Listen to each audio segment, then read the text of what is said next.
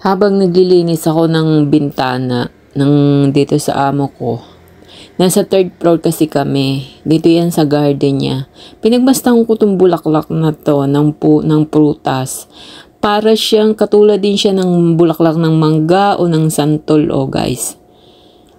Parehas sila. Ayan ay ang puno ng lychee. Yan. So ganyan ang lychee pag mamumulaklak siya.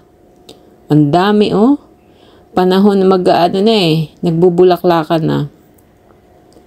So ayan makikita ninyo, para talaga siyang kamukha siya ng puno ng bulaklak ng mangga at saka ng mga santol. Parang ganyan kahawig. Kumpul-kumpul ang mga bulaklak. Ang dami niyang mamunga, tapos hindi naman kinukuha ng amo ko. Pinababayaan lang, kakainin ng ibon kasi nga mataas. Tsaka katwiran ng amo ko, mamili ka na lang sa palengke, sa fruit stand, kaysa manguha ka niyan. Ay sayang kaya.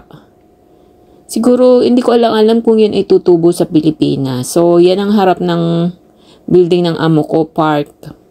Nung malakas pa yung aso, diyan ako gumagala kasama ang aso tuwing umaga, hapon.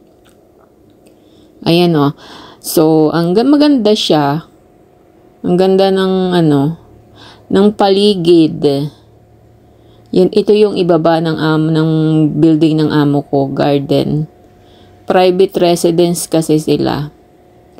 Nasa third floor kami. So ayan ang ganda, ang daming bunga, ang dami na naman magbubunga niyan. Meron pa yung kapal katabi na puno ng longgan. Ayan. Longgan. So guys, iyan umaga, hapon, makikita mo mga matatanda naglalakad. Ayan, mga caregiver yan. Pilipina yang nasa unahan na yan. Yang may akay na matanda. Ayan, so ganyan dito.